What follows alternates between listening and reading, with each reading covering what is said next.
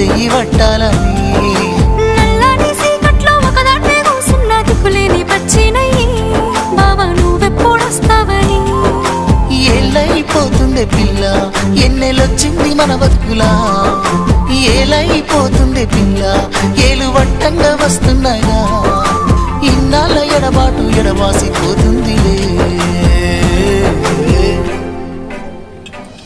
ఈ సీనయ్య గుంటున్నదే సినదారా నీ కోసము ఈ దూరాన్ని చెరుపుతూ తీరాల కగిలింది అందాల ఈ మానవు